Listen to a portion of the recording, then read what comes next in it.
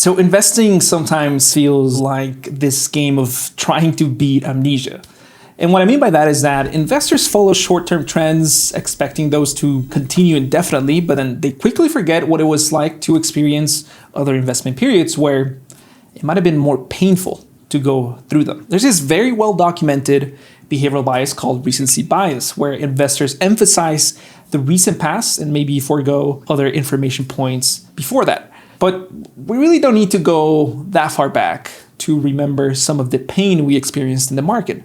I mean, 2020 was only 5 years ago. And it was not just in the market. I mean, personally, it was hard for most people, and societally, it was a huge mess. And people really started asking the what ifs. What would this feel like if I had no debt? What could have I done differently in order to dampen this fall?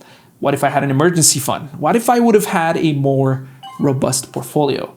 What if I could have seen this whole thing coming all along? Of course, that sentiment was quickly washed away and then quickly replaced by craziness in the market. So we quickly forgot exactly how risky investing truly is. The main issue with this whole idea of people forgetting how risky investing is that they get overconfident, they continue investing, and then at some point when a big drawdown comes, they give up at the exact wrong time.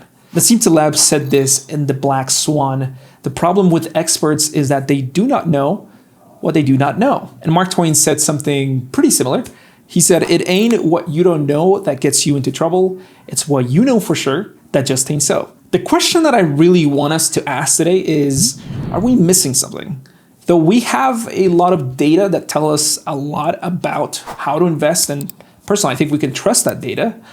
The next question to ask is, what if we're wrong? What would happen in your life and your portfolio if there was a 50% drop in the market over the next month? Would you continue investing? Would you have to liquidate your portfolio? And I know what you might be thinking, Jose, that just doesn't happen, but it's already happened in other countries. We were pretty darn close to that in COVID here at home. And it's not just 2020, it was also 2008 and 1987. Investing, in my opinion, is a game of survival, both economically and psychologically. If you can't keep investing because it's just way too painful, then you might have done it wrong. Sometimes it's about setting a portfolio that allows you to keep compounding, whether rain or shine. So how does one exactly go about defending a stock portfolio? Well, I wanted to talk about this one specific tool that hopefully helps investors stay in their seats, and this tool is called tail hedging. What is tail hedging? Well, you're hedging your tail.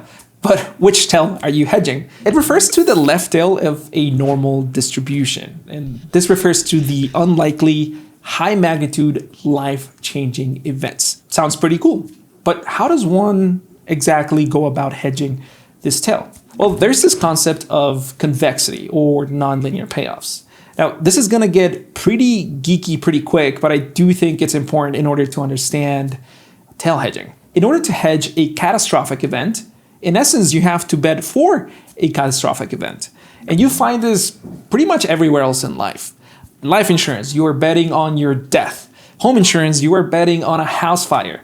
Tail hedging, you are betting on an economic collapse. Importantly, this is how you minimize the effects of an actual collapse. You bet for it. See, these events are low frequency and low probability, and therefore betting on them should yield high returns in case you're right, in exchange for a premium. Now, when it comes to tail hedging, perhaps one of the most well-known ways to go about doing this is by buying puts. Now, I made a video about options. I suggest you check it out. It can get pretty geeky, but put buying is basically betting that the S&P is going to dive. The key to understand here is that the further out we bet that the market will dive, the higher the potential return in case that happens. Remember, the more unlikely something is to happen, the more you should get paid in case it does. However, keep in mind that this is actually a really hard thing to manage. Now, first off, these bets go unpaid most of the time. You'll buy a put and likely it's just going to expire out of the money. It's not going to have any value at the end of the contract. And this can represent a drag on the portfolio as a whole for a very long time. Secondly, when they do pay off, these options go crazy with volatility, and it's really hard to know exactly when to sell them to capture profits.